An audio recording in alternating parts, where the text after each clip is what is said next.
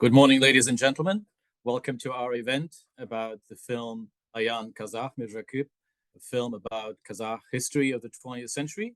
My name is Peter Rolberg. I'm a professor at George Washington University, and it's my honor to moderate this event. I will also speak about this phenomenon that the film by Murat Yeszhan has become. And my two guests today in this program are Dr. Kadriga Mustaeva. She's a Vice Dean of Journalism at Al-Farabi University, and she's also a visiting scholar in the Bolashak program at our university currently. And Murat Yeszhan, who is joining us from Almaty. He's a film director, and he's the one who actually made quite a sensation with his latest film, Mirzhaqyp, Awaken, Kazakh. So this program, actually, this event is hosted by the Central Asia program of George Washington University and the Institute for European, Russian, and Eurasian Studies. And so in the framework of this of these two institutions, we're actually presenting this discussion. In the beginning, I will talk about the general paradigm, the cultural paradigm in which this film actually appeared, and as I said, made quite an impression on millions of Kazakh viewers.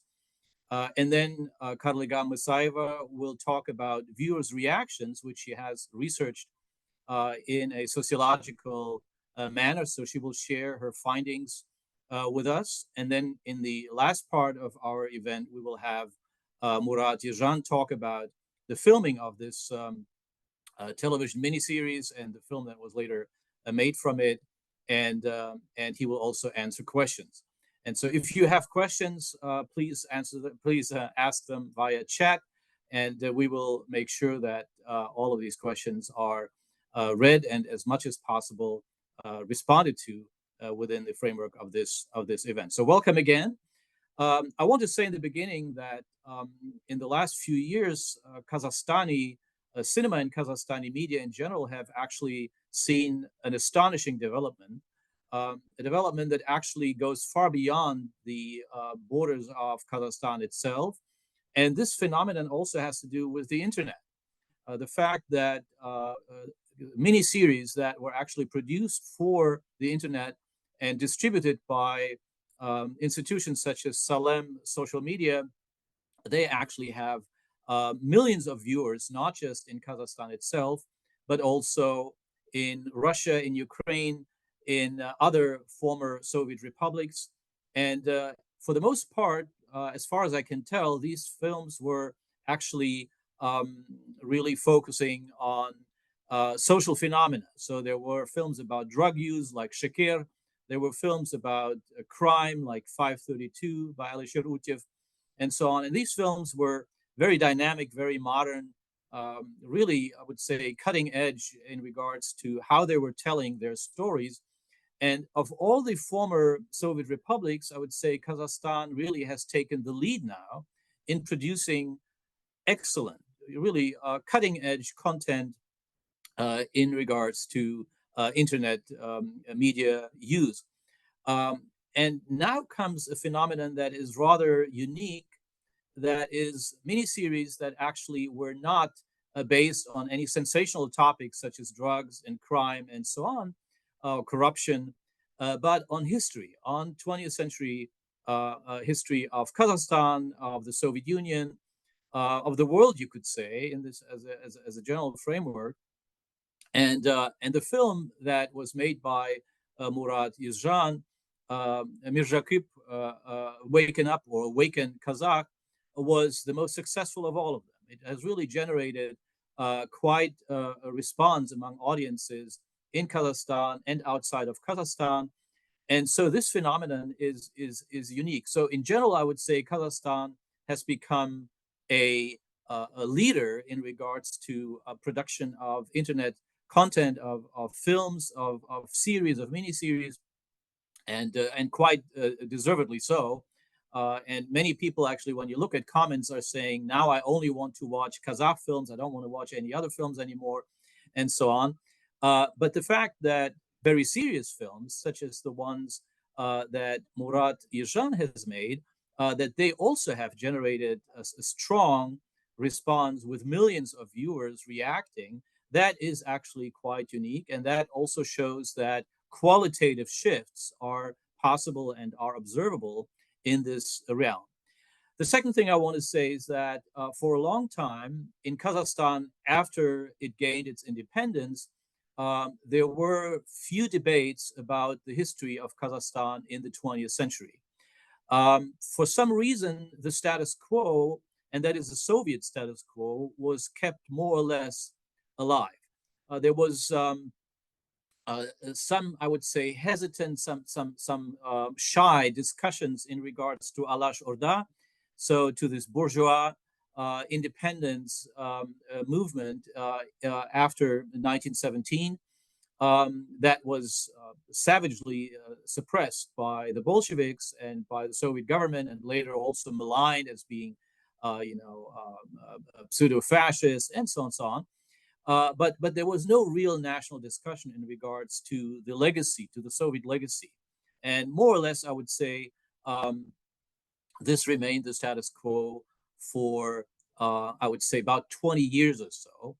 And while there were some attempts to also, revise the status quo and look at Soviet history and the Soviet legacy of Kazakhstan differently, they were very hesitant. They were very careful, very cautious, and this was the same actually also in cinema and on television. So basically, and this is a strange thing, while the country already was no longer communist but capitalist, was no longer part of the Soviet Union, but was an independent nation, still the view of history, of Kazakh history, was more or less the same as it had been for 70 years under the Soviet rules.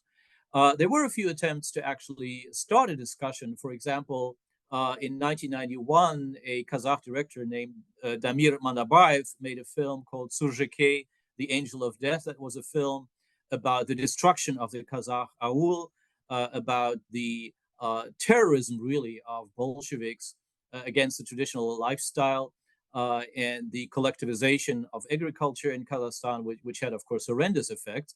But this film more or less went unnoticed. And this is something that other films who tried to start a revision of the common image of Kazakh history shared as well.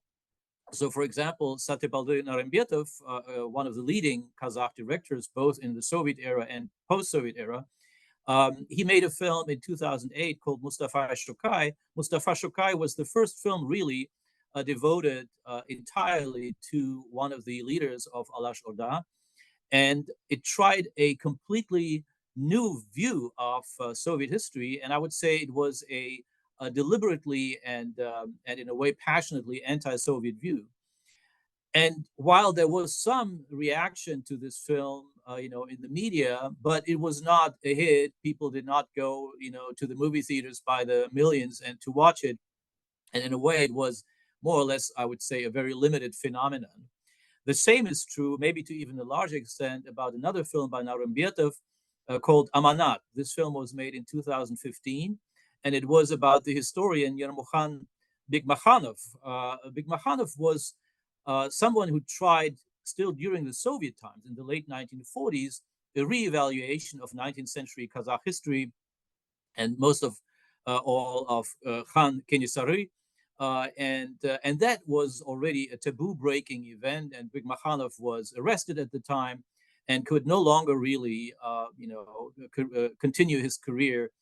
He was a very gifted historian with many supporters, including supporters in the historian community in Russia.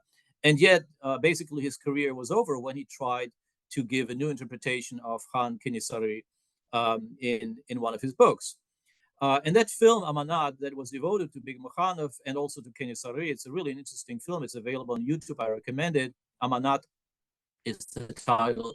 That film was viewed by very few people. When I interviewed Satybaldy Narembetov, the director, a few years ago, he passed in 2021. I was there in 2017 and had a long conversation with him about this.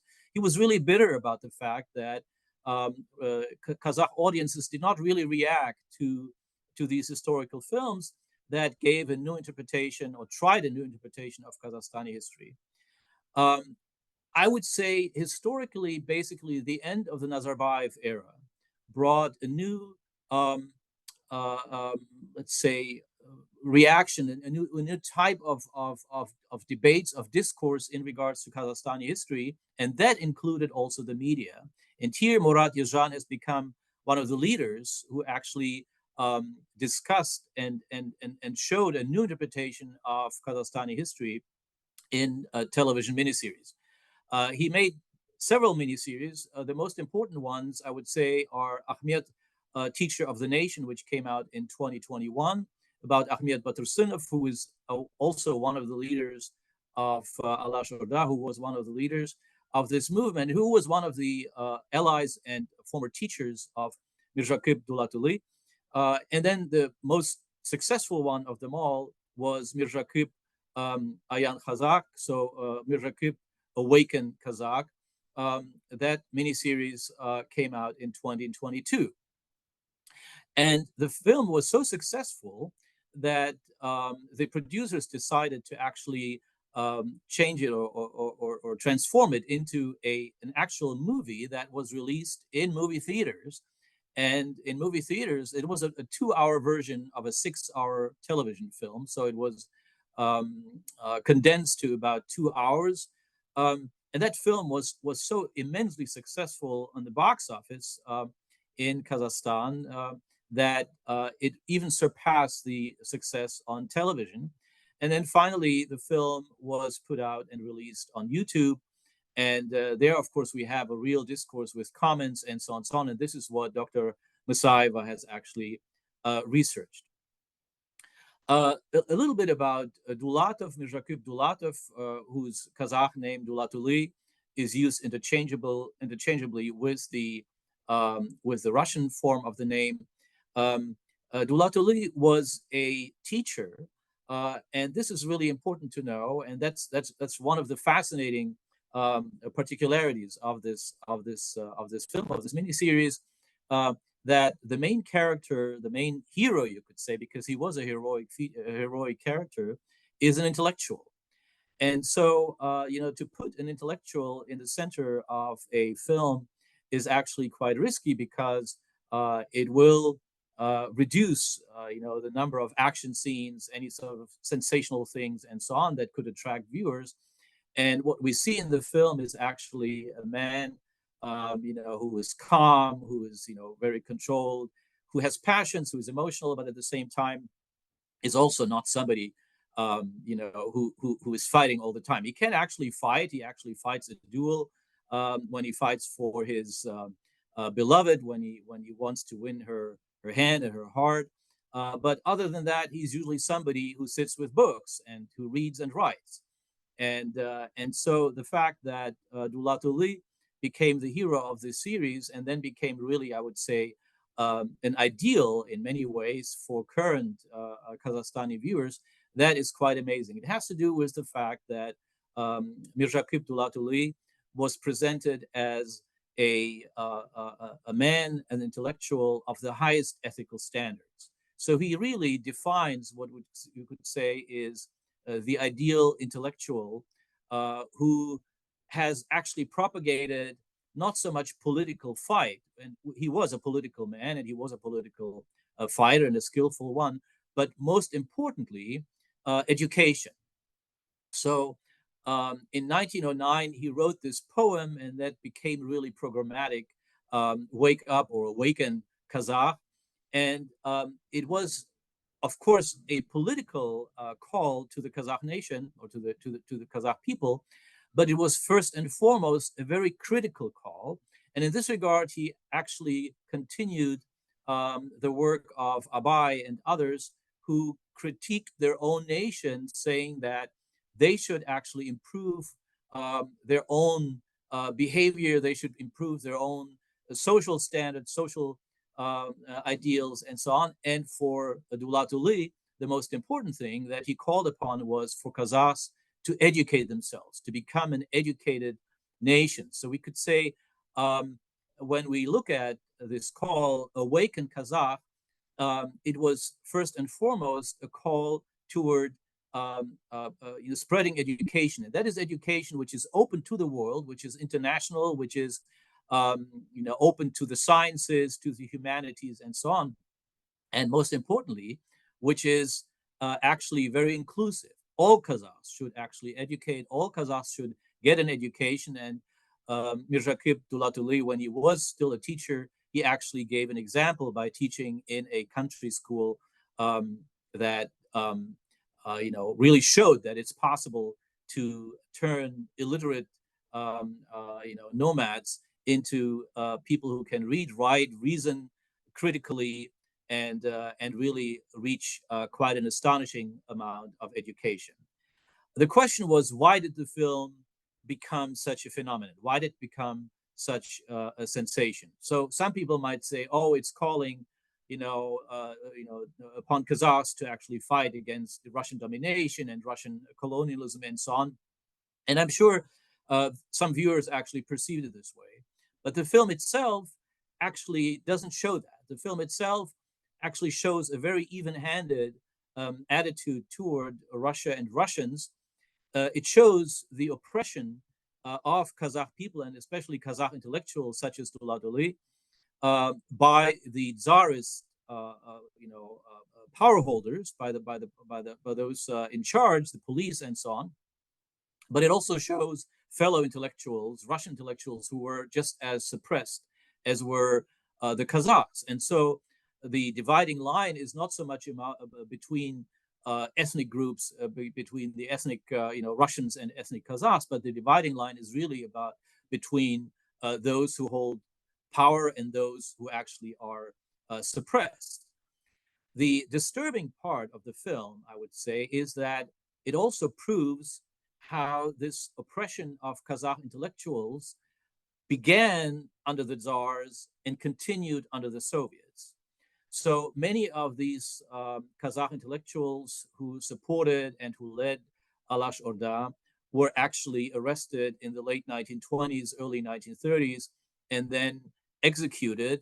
Dulatuly himself, he died in 1935 at the age of 50 in a concentration camp, in a Soviet concentration camp. And I would say this continuity that the film describes is actually one of its most interesting and most disturbing aspects. Is of course all based on facts, and so nobody can say that this is tendentious and the filmmakers just simply took whatever facts they wanted to, and so on. So these are all actual events. This is what happened to the Alash Orda. The other question that is interesting, apart from the continuity of oppression of Kazakh intellectuals and Kazakh yearning for independence, is to what degree is an alternative and revisionist writing or construction of Alash Orda realistic? Was there really a point, let's say in 1918 or 1919, when a Alash Orda-led government could have led Kazakhstan to genuine independence? Was that really, was there really a realistic chance, or is this now in a way retroactive wishful thinking? That, of course, is a question that I cannot answer, and that historians in Kazakhstan and also Western historians, I would say, need to discuss in a longer process and see what was possible and what was not possible, where were there realistic chances and where were there illusions. But this is something, of course, that the film also awakens its viewers to. So we could say the film is not just called Awaken Kazakh, it also awakens viewers, especially young viewers, to this new understanding of Kazakh history and what the legacy of the Alash Orda intellectuals actually has been. So I want to, if I may, congratulate the filmmakers, especially the director Murat Yeszhan, who has developed a really interesting style of talking about and reconstructing historical events. I would call the style minimalist in many ways. It's not based on large budgets and so on. It's based on love for this subject. And the characters in this film are shown by actors and actresses who really give their all in portraying those actual activists of the past. And I would say when I now think about Dulatuly or Dulatov, I always associate him with the actor in Murat Yeszhan's film. I see him the way he has been portrayed there, and the same is true for Baitursynuly and other characters in this film. So thank you to the filmmaker and to the filmmakers, his team, and I hope there will be more such films because for Kazakhstan they play a very inspiring and activating role. And so it shows here that while generally it is not so easy to interest young people in history with films such as the one that Murat Yeszhan made, it actually has quite an amazing effect. So much about the general framework in which this film actually and Murat Yeszhan's films have appeared. I also want to say that those viewers or those of our listeners who are interested, you can watch these films with subtitles on YouTube. It's really quite interesting. It's a 6-hour experience that actually gives you an insight into the intricacies of Kazakhstani history of the 20th century and beyond, by the way, because the film also shows the efforts of Dulatuly's daughter, Gulnara, to actually rehabilitate her father, which was a complicated story. She lived, Dulatov's daughter lived to the year 2015, and in the end, her efforts were actually successful. So the film goes beyond the actual, 19 teens, 1920s, 1930s, but shows a much larger segment of Kazakhstani history, reaching all the way into our present. So this much about the paradigm, the framework within which this film appeared, within which it actually had such an enormous success, so much so that we decided to devote an event to it and to discuss it. Our next speaker will be Karliga Musaeva. She is Vice Dean of Journalism at Al-Farabi University in Almaty, and she is currently a visiting scholar in our university, George Washington University, and she will talk about the viewership reaction to the film. Dr. Musaeva, the floor is yours. So, hello everybody. My name is Karliga Musaeva. I work at Al-Farabi Kazakh National University, and I am currently Bolashak program scholar, visiting scholar at George Washington University. Today, I am going to talk to you about exploring viewer reactions and attitudes towards historical films, a case study of Ahmet, teacher of the nation, and the Mirzhaqyp Awaken Kazakh on YouTube. First of all, I am very grateful to Professor Peter Rolberg for his idea to study this topic. And also, I am very proud that the director of these two films, Murat Yeszhan, is an alumni of our School of Journalism at Al-Farabi Kazakh National University. Also, I would like to say thank you, all of you, taking your time to join us today. Let's start my presentation with my own story. Last fall, around the beginning of October, when I was talking by phone with my nephew, Dimash, his name, and he is 12 years old, and he said that he went with his friends to the historical film Mirzhaqyp Awaken Kazakh, and after this film, he was crying. I was wondering, and I asked why. He said, I can't explain, and you had to watch it. So it was the beginning of our journey to study this topic. I started to searching this information about this film, and I found that not only Dimash was crying, but there was TikTok trend, which is called when before the film Oyan Kazakh filmine Тиын.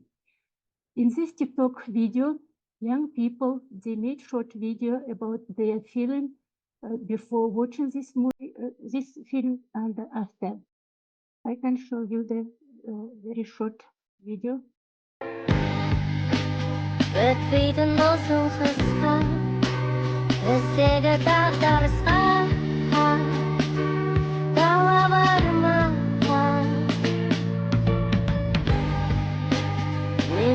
мың сұраққа, сенде де мың сұрақтар, жауап бар ма? Also, these threads with the hashtag #OyenKazakh went viral on the internet. That day, I had an appointment with Professor Peter Rolberg, who is my supervisor and who is a professional expert on Kazakh and the Soviet cinema. And we decided that you had to analyze comments on YouTube channel of Kazakhstan TV on two historical dramas, Ahmet Teacher of the Nation, Ahmet ұстазы, and the Mirzhaqyp Awaken Kazakh, Mirzhaqyp Qunanbayev. As we know, the early 20th century was a difficult historical period for Kazakh society when focused on keeping its existence in the historical arena. Several Kazakh leaders of the movement Alash, such as Alixan Bukikhanov, Ahmet Baitursynov, Mirzhaqyp Dulatov, Mirzhaqyp Dulatov, and Mirzhaqyp Dulatov placed considerable emphasis on addressing the critical condition of the Kazakh language and the education in the developing society Turkestan as part of the Russian Empire, subsequently of the Soviet Union. This study explores viewer comments on Kazakhstan National TV and the Radio Corporation's official YouTube channel from a 6 series of Ahmet Teacher of the Nation and the Mirzhaqyp Awaken Kazakh.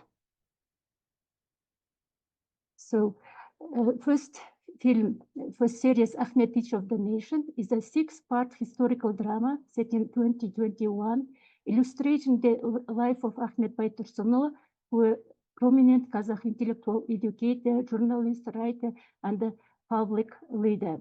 The series was produced with the support of Minister of Information and the Social Development of Kazakhstan, directed by Murat Yeszhan, produced by Aysaule Abilda, and written by Murat Yeszhan and Ularbek Nurgalumova. The study period spans from December 16, 2021 to December 13, 2023. The next second film series, it's called Mirzhaqyp Awaken Kazakh, is a 6-part historical drama illustrating the life of Mirzhaqyp Dulatov, who is a prominent leader of the Alash movement from 1909 to 1935. The film primarily focused on key events such as the publication of his influential book, Awaken Kazakh, the writing of the first novel in Kazakh history, Бақытсыз Жамал, The Poor Jamal, and the Mirzhaqyp Dulatov's social and political activities and his imprisonment in different locations. Commissioned by the National Television Channel of Kazakhstan and funded by the state, this is the team's third historical film project, which is directed by Murat Yeszhan. According to the Kazakhstan TV channel report, 140,000 people watched the film Mirzhaqyp Kazakh in 15 days. In October 2023, ticket and box office data shows that Mirzhaqyp Kazakh has overtaken several other Kazakh films to become the top grossing film, earning over 107 million tenge, around $225,000. To achieve our research objective, a combination of qualitative and the quantitative analysis was conducted on the comments posted on YouTube channels for the two TV series. A data analysis process included data collection, data cleaning, and the manual analysis. For the classification of comments, you are using sentiment classification, which is the process of categorizing opinion text or sentences as positive, negative, or neutral. There are some comments from the two historical series.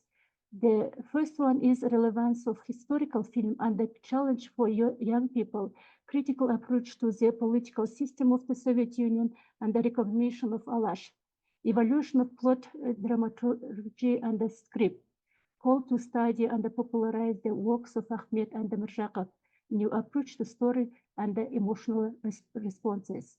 There are three main research questions in our study. First is how do audience engage with and respond to the historical series Ahmet, Teacher of the Nation, and the Mirzhaqyp, Awaken Kazakh. The second research question is related to the question, what is the tone of the comments? Are they positive, negative, or neutral? And also we looking at what kind of topics were present in the comments.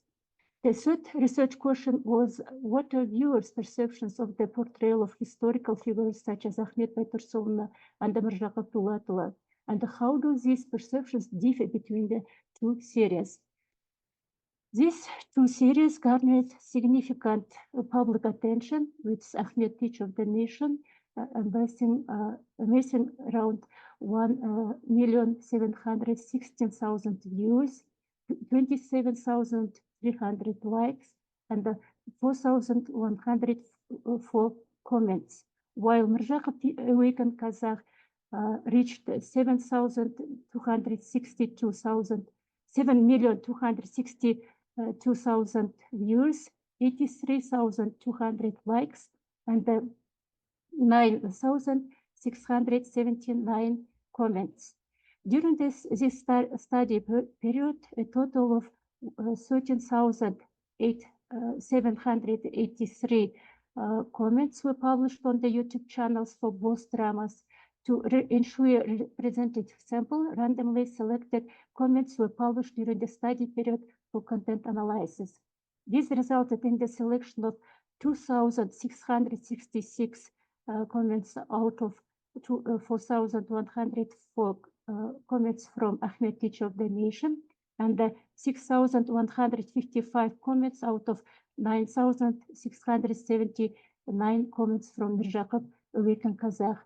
The total number of selected comments from two series consists 8,821 comments. The findings presented in both series can be categorized in the three tones. In the series Ahmet, Teacher of the Nation, the number of positive comments was around 75%, negative 1.1%, and the neutral 24%. For the series Mirzhaqyp Awaken Kazakh, there were 76.5% positive, around 2% negative, and 21.6% neutral. It is evident that both films predominantly received positive reviews. In these graphics, you can see the comparison of the number of comments and the number of viewers for each episode of the two films. The significant variance between episodes, the number of comments was notable in both series.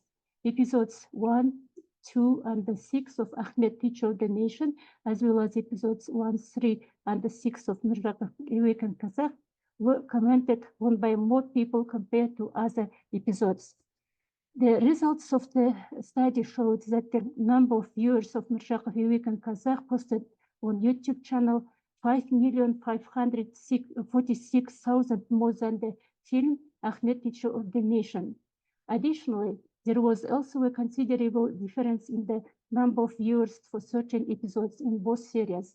Episodes 1, 2, 3 of Ahmet, Teacher of the Nation, as well as episodes 1, 3, and 6 of Mirzhaqyp Awaken Kazakh were watched by more people compared to other episodes.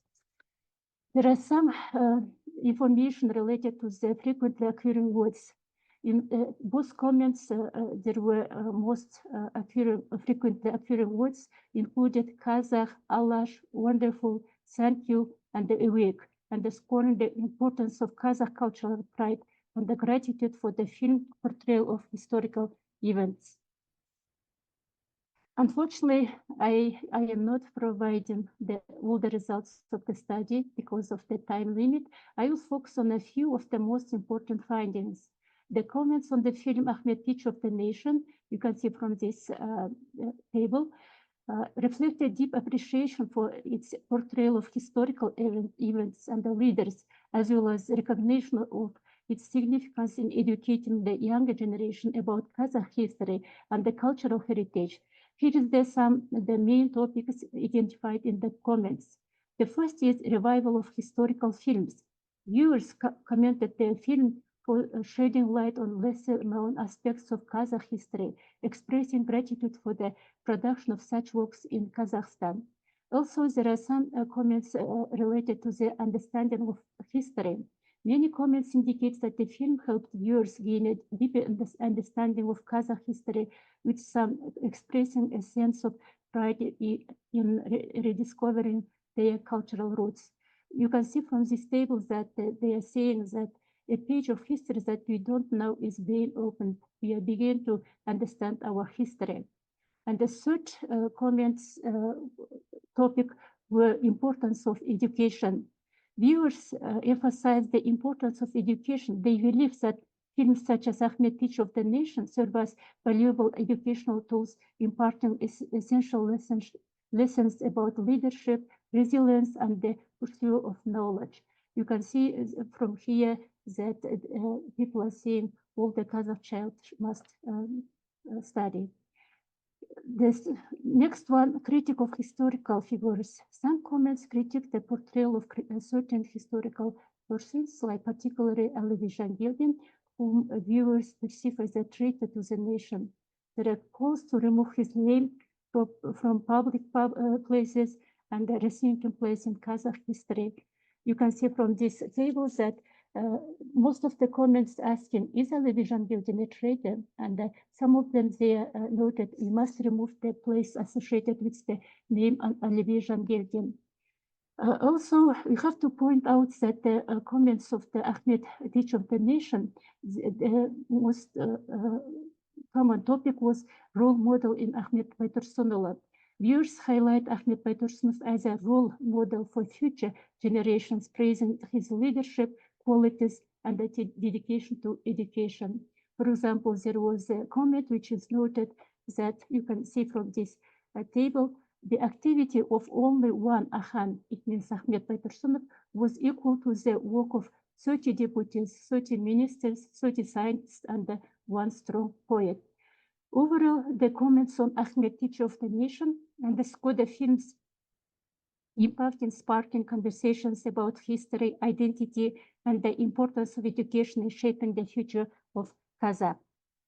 The study of comments on Mirzhaqyp Awaken Kazakh reveals a deep appreciation for the Kazakh language, history, and the culture, as well as a critical examination of historical events and the political influences. There are some key insights from the study. The first one is the most common comments was about the respect for Kazakh language and the culture. Many comments express reverence for the Kazakh language and lament the historical oppression faced by Kazakh people, particularly under Soviet Union rule. You can see from these tables that most of the comments they are saying every Kazakh must speak the Kazakh language, or after this series, I regretted that I am Russian speaking and I cannot speak Kazakh.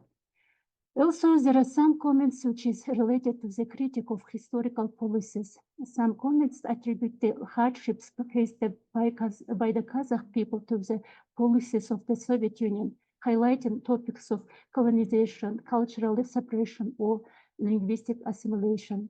Also, there are around 24% of the comments related to the quality of the film or series. They are saying that actors played well, or wonderful acting, special thanks for this. Many thanks for the filmmakers and the team. Very grateful to the director, the actors well selected costumes, or great work. Also, you can see that from this table that the problem, emotional sense, there are comments related to the emotional sense of the viewers. For example, we cried. It is impossible to watch without crying, and I cried a lot. If young people watch these films, they will see the intelligence of Alash and think and look at life differently, they said.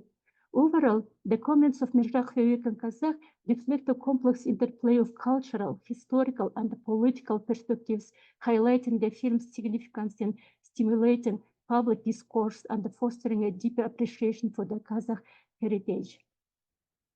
If we will answer the question, research question number 3, there are differences in comments in the two series. First is language.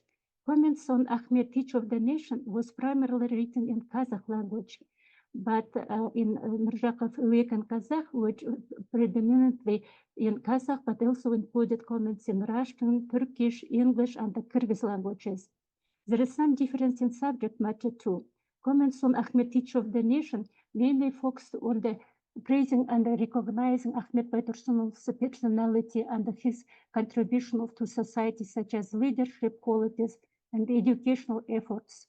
On the other hand, comments on Mirzhaqyp, Awaken Kazakh encompass a broader range of topics, including the portrayal of Mirzhaqyp Dulatov's life, his literary achievements, social and political activities, and his struggles during imprisonment. There are some differences on the topic's societal impact. Initially, Ahmet, Teacher of the Nation, did not garner as much national attention as Mirzhaqyp, Awaken Kazakh. However, the study revealed that the viewership of Ahmet, Teacher of the Nation increased following the popularity of Mirzhaqyp, Awaken Kazakh. This indicates the ripple effect where interest in one film contributed to increased interest to another earlier one.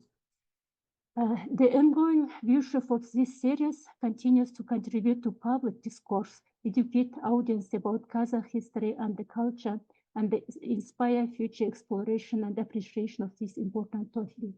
In conclusion, based on our study, we will see the comments are predominantly positive in both series. The characters of Ahmet and Mirzhaqyp look for the Kazakh nation and instill in young people feelings of patriotism and the love for their history. There are several critical comments on the policies of the Soviet Union and the status of the Kazakh language. Comments showed viewer interest in the historical film. Also, comments were widely disseminated on other social networks, which contributed to the widespread promotion of the series. It means that there was the impact of social media on promotion of this series. The films had an impact on young generation. One of the examples is TikTok trend before Oyan Kazakh. Based on our study, we can make some recommendations. The first one is the production of such a series based on real historical facts should be increased. The second one is cinema, media, or any work of art should be reliable instruments of peace and stability on society. If I will come back to answer why the young generation, including my nephew, Dimash, was crying after watching Oyan Kazakh, I think a young scientist and screenwriter of this film, he is also our alumni from our school, Faculty of Journalism, Ushkun Saidrahmanullah, answered that question. The main goal of the scripts was to reveal this fighting spirit in Mirzhaqyp, to show without color his nationalistic and nature and the diplomatic character. When writing the film script, there were three main rules. First, do not break away from historical truth and the factual accuracy.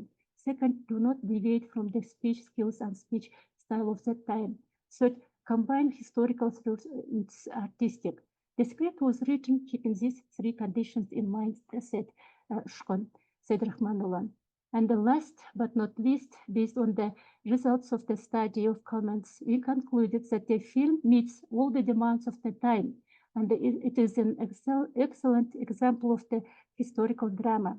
The fact that such a series aroused emotion among young people is more of an expected reaction than an out of the ordinary event. These historical dramas can serve as important educational tools, preserving the national cultural heritage lens through which historical moments are brought to life, drawing inspiration from real events and stories. I'll stop here. Thank you for your attention. Please let me know if you have any questions. Thank you so much, Dr. Misaeva. Yeah, we have a question that was about film history. Actually, some may remember that there was a new Kazakh wave in the late 1980s with names such as Darizhan Amirbayev and Ardaka Mirkulov and so on. And the question is there any connection to this phenomenon that we observe right now in the young generation of Kazakh filmmakers? And what I can say is that way back, the new Kazakh wave, or the new wave in Kazakh cinema, they really did not have a strong interest in Kazakh history. They did not want to, bring back to life or reconstruct Kazakhstani historical events. Neither of the 19th century or the 20th century, they were more interested in the present. So I would say what these wonderful Kazakh directors did, first of all, they became what you call auteurs, right? They became directors, filmmakers in their own right as individual filmmakers, and they made a name for themselves in festivals. Their films were shown in Cannes and in Venice and in Berlin and so on and so on. So that's the first thing they did. And secondly, they brought to the screen the reality of current day Kazakhstan, and that had really a shock effect on viewers at the time. But the exploration of history really started later. And I would say the only film that belongs to this genre is The Death of Otrar. I don't know if anybody has seen this, The Death of Otrar by Ardak Amirkulov, 1991. It won a state prize of Kazakhstan, and it deals with the city of Khorezm and with kind of, we could say, proto-Kazakh issues at the time of Genghis Khan. And it is a really interesting, I mean, in my view, it's a masterpiece. It's a really great film about the history of what you could say the Kazakhs, or Turkestan, the steppe at the time, and so on. But it is not really as relevant to current times as are the stories about Alash Orda. And so Alash Orda really was brought to the attention of Kazakhstani viewers only in the early 2000s. And I mentioned Narembetov, the director, who was the first, I think, a pioneer who really started that. But only now through television and the internet, it became a mass phenomenon, such as analyzed by Dr. Messiah, where young people actually develop emotional reactions to historical events, right? So this must be something that reaches very deep and very deeply into their own perception of reality if they react with this strong kind of emotions. And so, just to generalize, I would say there is no real close connection between the new wave in Kazakh cinema that was a phenomenon in the late 1980s and what we are talking about today. Okay, now I want to once again welcome our guest, Murat Yeszhan, the director of this film, who has developed his own, I would say, methodology of talking about the history of Kazakhstan, and developed also this kind of aesthetics in a mini-series, television mini-series that talk in an epic way about great individuals of Kazakh history, such as Ahmet Baitursynov and Mirzhaqyp Dulatov. And if I may say this, I hope he will continue this path, because it's really, I think, a very, very important path for Kazakhstan, and not only for Kazakhstan.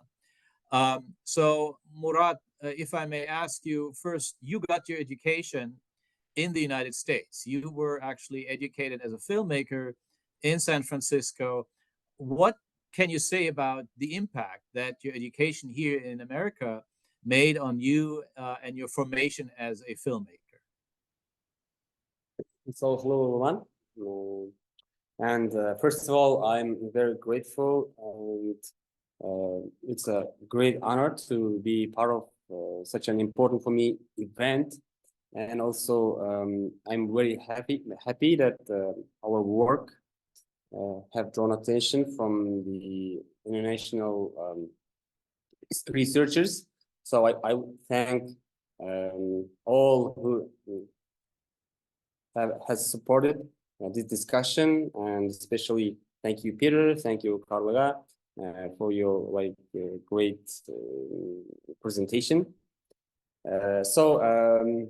As answer for your question. Yes, I got education. I did my master in San Francisco Academy of Art University in San Francisco, California. So I studied in screenwriting department of motion picture and television school in the university. So as the writing department student, there we were taught storytelling elements, drama tools, like create authentic characters and tell any story emotionally. So mostly we were taught like storytelling tools and instruments. So that's why I'm very grateful to study in screenwriting rather than directing, because I got some election course from directing, but the writing skills influenced on me like enormously. And here I wanna, if I may, I wanna mention some of my teachers. For example, Jannah Sumimel, she was the head of a department, and she had like 3 Academy of Award winning producer and writer in short film nominee. And also we have like Jack Perez, who has directed over 20 films in Hollywood, and I learned directing from him. And also we have great teacher Donna Lemlin. She's like quite popular writer. She got like numbers of prose books. So those kind of teachers and those kind of environment helped me to develop my storytelling skills. And my first education was from like Al-Farad University journalism school. And then I also worked over 7 years as journalist reporter. So that skills, working with facts, working with people, researching, also helped me develop my like documentary style. So maybe this combination helped me to touch such historical topics. So I have to thank all my teachers in Academy of Art University. Thank you. Karliga, I think you had a question as well. Yeah, I have a question for you, Murat. Thank you so much for participating today with us. And my question is related to your works, and what are the challenges of being a film director in Kazakhstan? What do you think should be difference between Kazakh and the international work as a director? Thank you. Well, I would say there are advantages and disadvantages of being director in Kazakhstan. The great thing to be director in here, we have like not that much competition. If you like could somehow show your ability, you can get like you can easier get director's chair. But the bad news is because of limitation of time, limitations of the resources, budget, and other like specialists. You cannot sometimes, most of the times, you cannot realize your imagination to the screen, as opposed to other. For example, US and Hollywood directors. I think that's the big difference. Yeah, I mean, I find this really interesting that films such as yours do not really come from, I would say, the official side of Kazakhstani filmmaking, from the Kazakh Film Studio, for example, right, which officially funds and produces films and then releases them and so on and so on. And there's also a very independent trend, which I mentioned in the beginning, where people make films on, I would say, what you call in America a shoestring budget, like very, very little money. And then these films become highly successful. And yours is somewhere in the middle. I mean, you don't come from Kazakh film tradition. You also don't come from this kind of underground filmmaking, but more of independent television production. But your success is really testimony to the fact that you have found your audience. You have an ear for audience's needs and for what the audience and how the audience actually wants to see a history actually presented in which format on television. Let me just say that one of the problems is with historical films that there are deep rifts between various generations. There is an older generation that remembers Soviet history favorably, and filmmakers try not to offend these people, right? So I have a question here that came about similar phenomena in Kyrgyzstan, in Uzbekistan, and so on.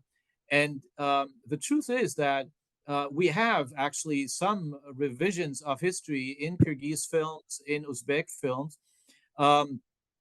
but not as, I would say, philosophically grounded and as researched as we have this in, for example, in Murat's films and in some others. So this has to do with the fact that the budgets are smaller. Kyrgyzstan has fewer funds for filmmaking than Kazakhstan. Kazakhstan still has quite a potential for producing films and so on. But then the question is, how do I make films that don't offend the older generation and still captivate the younger generation, right? So this generational gap is one that filmmakers need to be aware of. And of course, Karliga, in her research, she also noticed that, there were differences in reaction to these films. For example, Alibi Jangildin, right? So Alibi Jangildin was a Soviet administrator and political leader. He was a friend of Amangildi Imanov, and they were, they traveled together and so on in 1916, 1917, and so on. And Amangildi, I'm sorry, Alibi Jangildin, he was really considered a hero. He lived out his days peacefully. He died, I think, in 1953 or 4. And nothing happened to him, so he was really his reputation was untouched. But then the film, actually, your film about Dulatuly shows how opportunistic Jangildin was, and how dishonest he actually behaved. And I'm sure this is all based on facts and documents.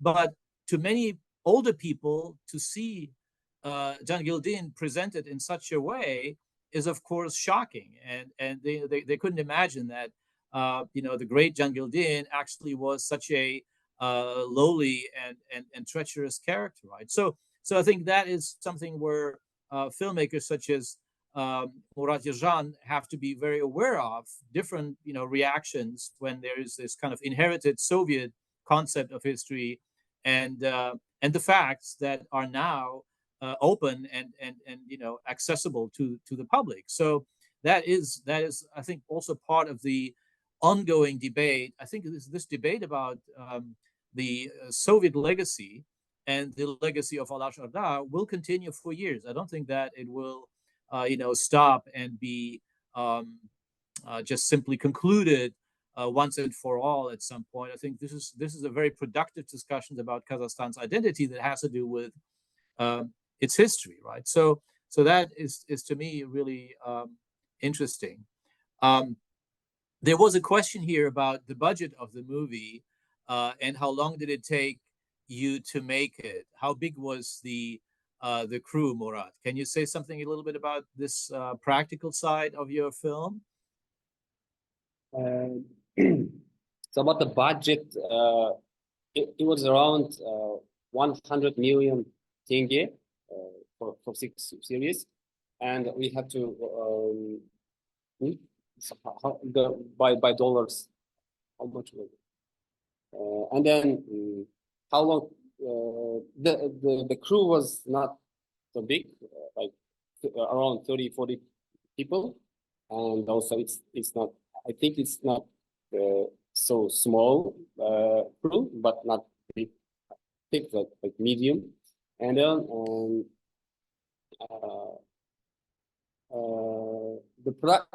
the overall production took with pre-production, with writing script and post-production took 9 months. It's very short time because in Kazakhstan we have like budget planning, the thing called budget planning. So if you take some project in the beginning of the year, you have to make it and screen it in like within that year. So that's why it took 9 months. I think it's very short, very limited amount of time. If you could like make it longer, then it would be better. And we estimated the budget. How much was it? Okay, $250,000.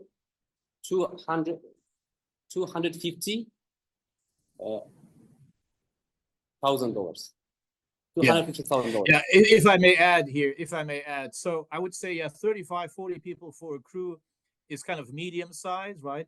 And to make just a regular feature film at Kazakh Film Studio currently costs about, I think, $800,000 or so. So you made a 6-hour film for about a quarter of the budget of a regular officially funded Kazakh Film Studio, which of course is an enormous achievement. Murat, if I may just direct one question to Karliga here.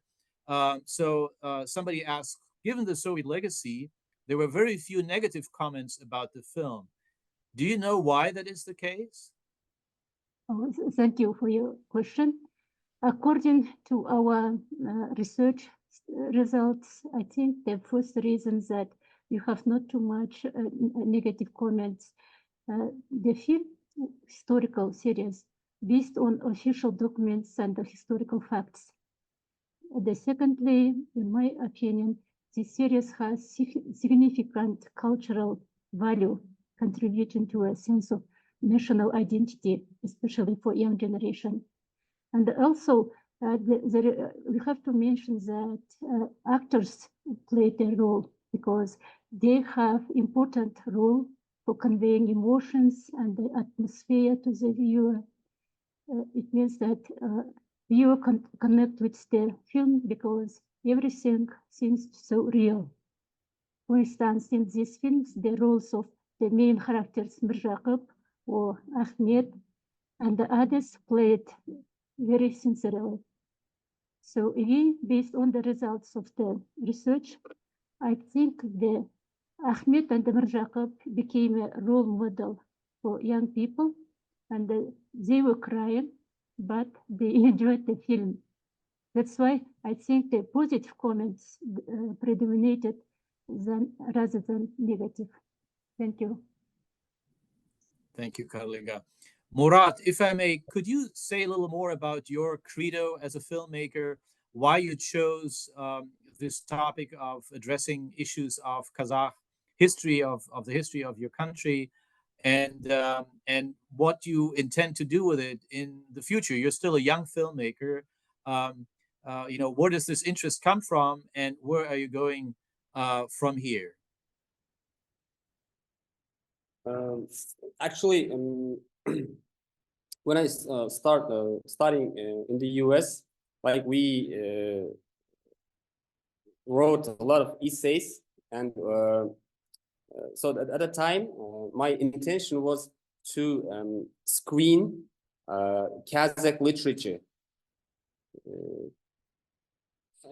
That intention became after like interest in Alashorda's history, And then at first we made how Mukhtar wrote the greatest Kazakh novel Abai жолы. That was our first project.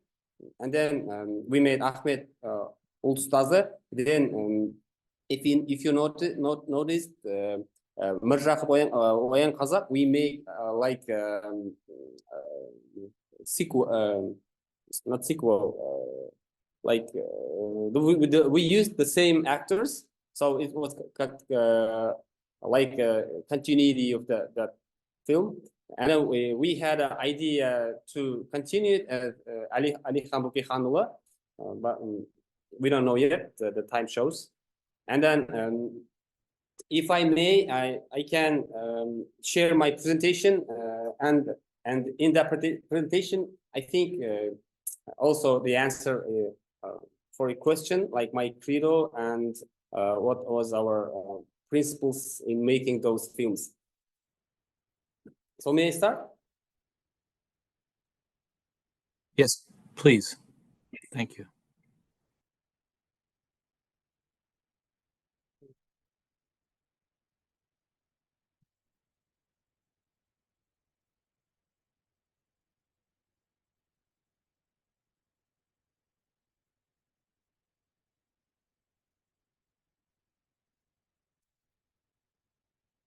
Okay, so today I'm going to share you some thoughts of making history films in Kazakhstan, its challenges and difficulties, as well as our main principles in overcoming those challenges. So I picked my 5 principles. So they are following.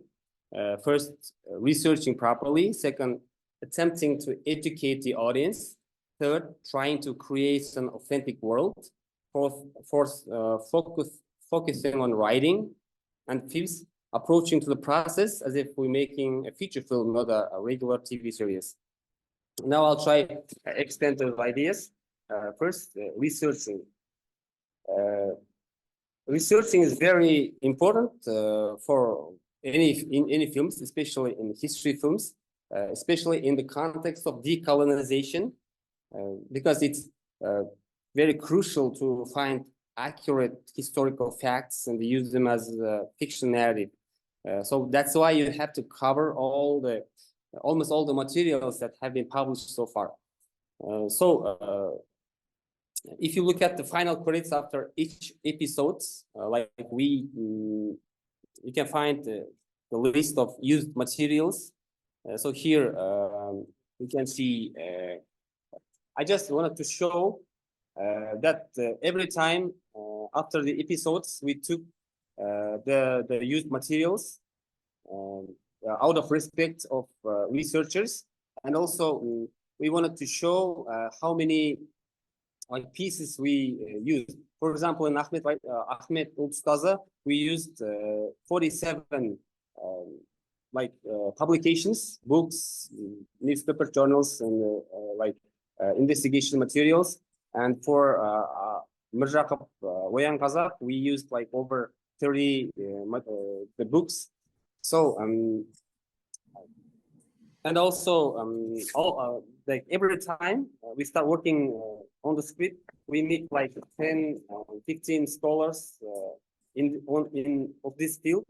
Among them there are historians, researchers, and relatives of our characters.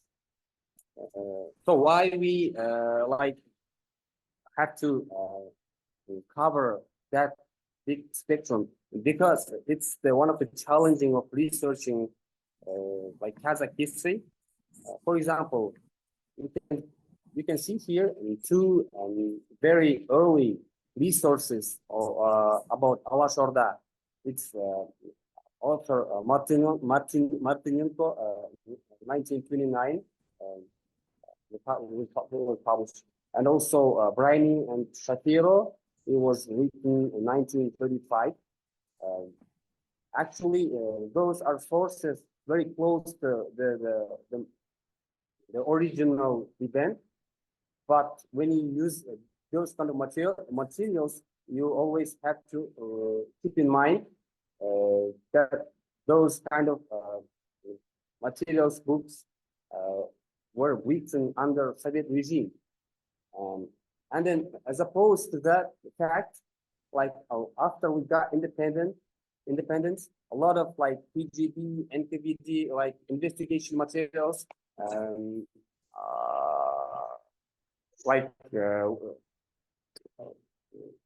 we got access to those kind of materials, became available, and then some authors start using those investigation materials as a source of the history, as historical source. But sometimes some authors ignored the fact that many of investigating materials were fabricated, and many of intellectuals were forced to fraud facts, to sign like fake admissions. So that's my point is that there is no clear cut. That's all, for example, all the publications in Soviet period are total lie, or all the publications after we got independent were totally true. That's not, that doesn't work in that way.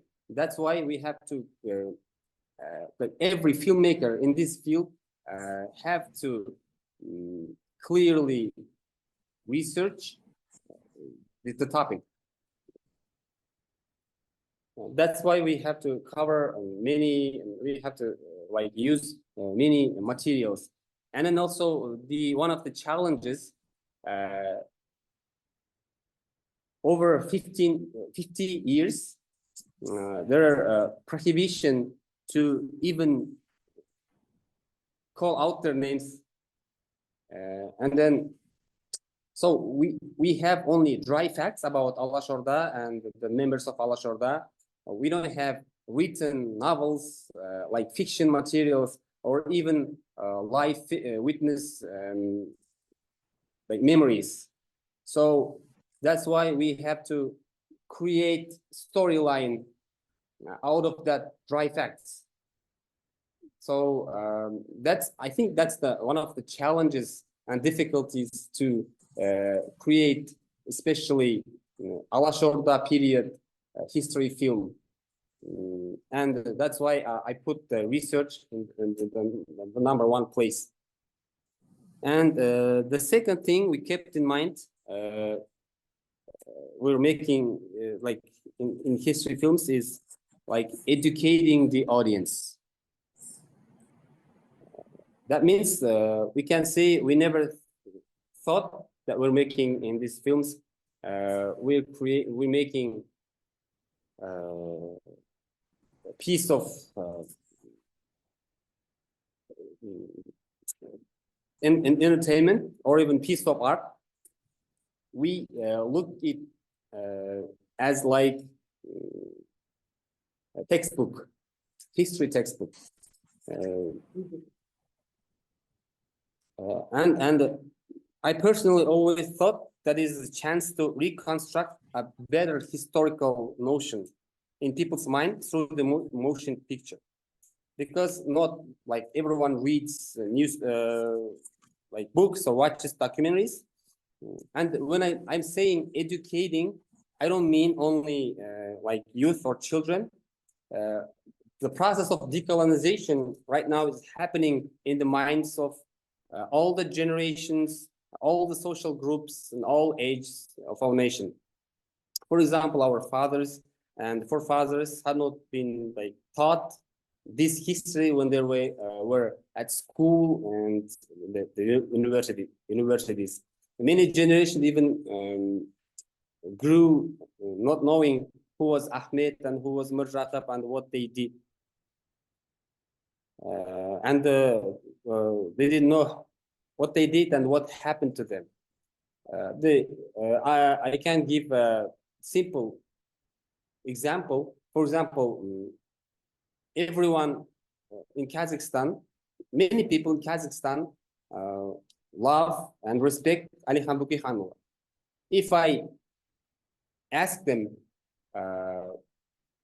what did Alixan Bukikhanov actually? And very people can explain it. Very people can answer that question. So that's why educating the audience through motion picture is very crucial and important. And the third thing is authenticity. I mean by authenticity, like in terms of visuals, production, design, set decorations, locations, etc. Without authenticity, you cannot make audience believe happening on the screen, and especially it's very hard to tell authentic story in Kazakhstan cinema if the story set in the beginning of the 19th century. One of the biggest problem is finding locations. For example, these are actual photographs from Orenburg city, where Mirzhaqyp and Ahmet spent their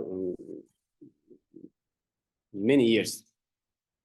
And as a filmmaker, we cannot even dream to build that kind of set decorations, because the limitation of the budget, so on and so forth.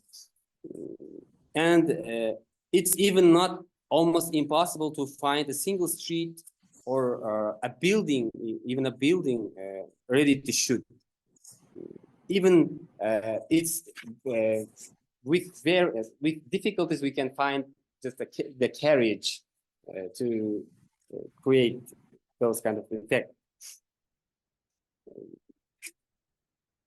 If we look at the Hollywood movies, they can build cities or draw by VFX. If we look at the European cities or rational cities, so we don't have that much luxury. Even our so-called big budget films cannot afford those kinds of expenses. So what to do? It's a big threat to authenticity. Without authenticity, you cannot have audience like suspend their disbelief. So then we decided to go from bigger environment to smaller detail. I want to share some piece of video here.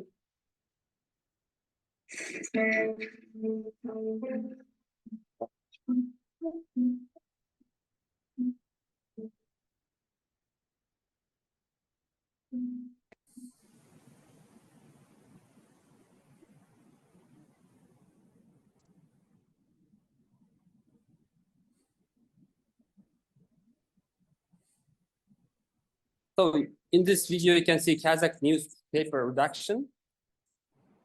It's the first independent newspaper in this land. At the beginning, only two people, Ahmet and Mirzhaqyp, published it. They would write all the articles, printing work, even fold over 3,000 pieces, wrapped it and sent it over. And they with their own hand wrote all the addresses, so and sent them out. So here's an interesting fact.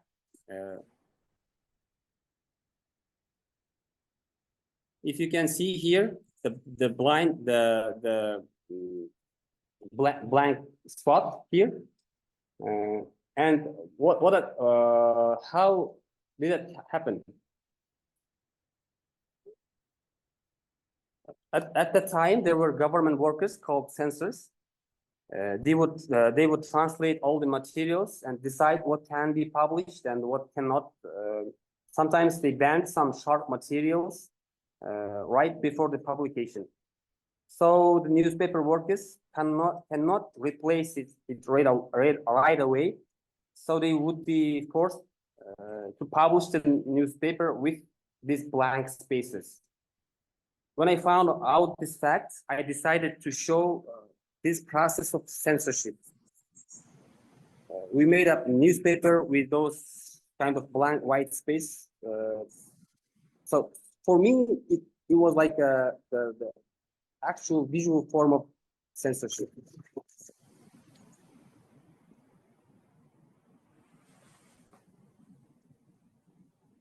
And in here you can see some articles. At that time, regular viewer might think that this kind of newspaper we got from archive and used, and no, there's no available these old newspapers and journals. So we made out everything with our hands.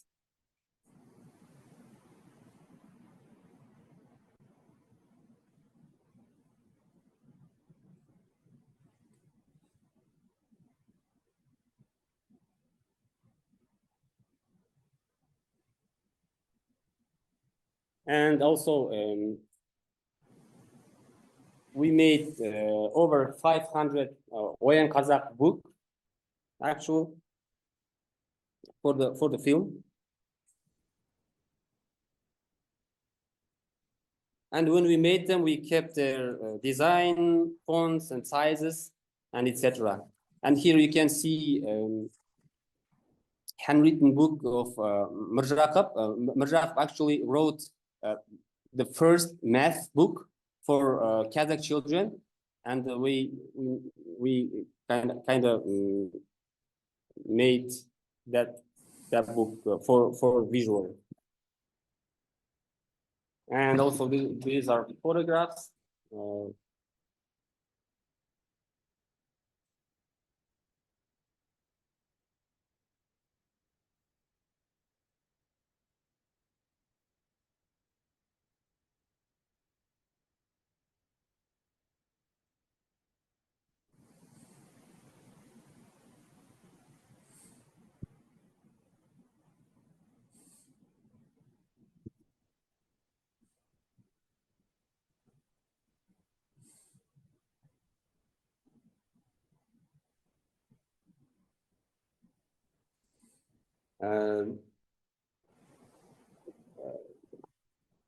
So if I go on, the fourth principle is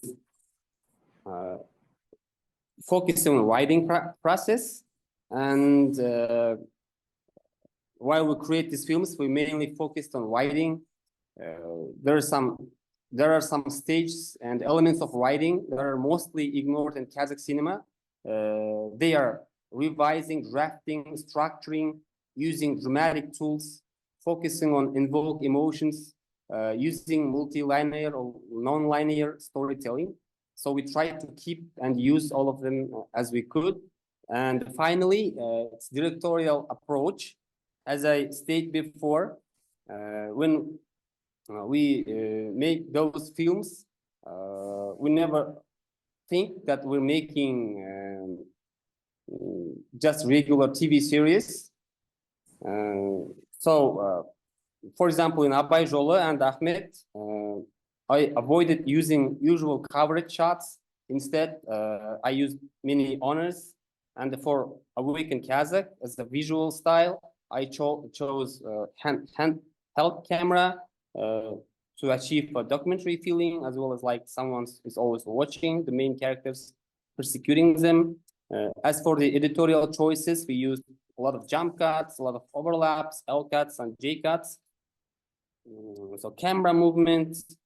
So maybe those principles helped us to create maybe a little different TV series, and that's all.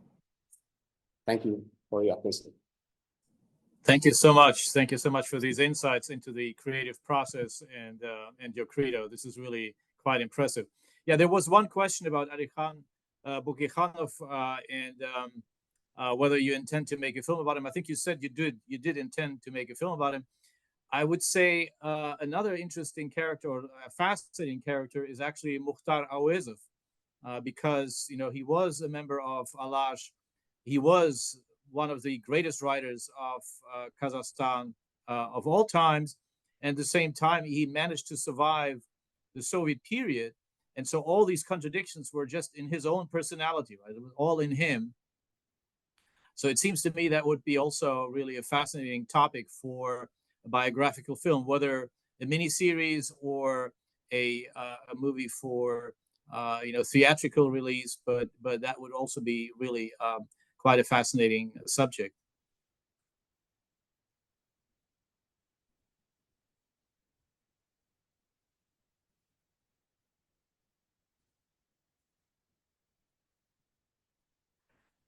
There was one question, and maybe that should be the concluding one, about how do you evaluate the current educational attitude in high school, in school, toward Alash?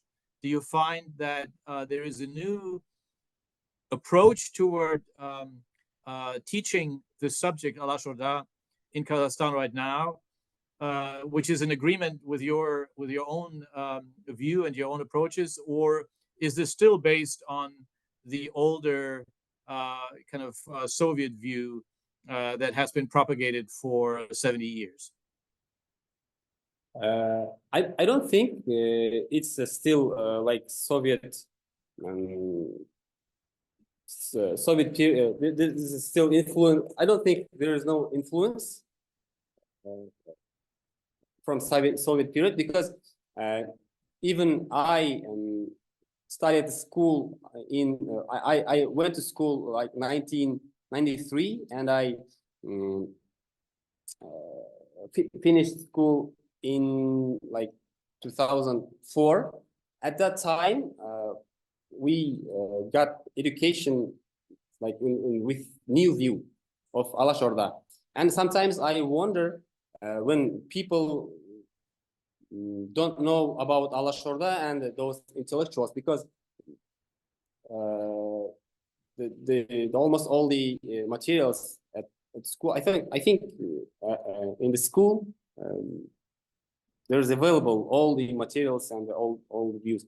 And as influence of those films, we got many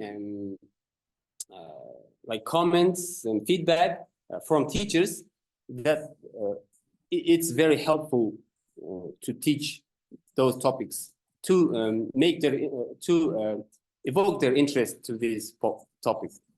Yeah. Thank you.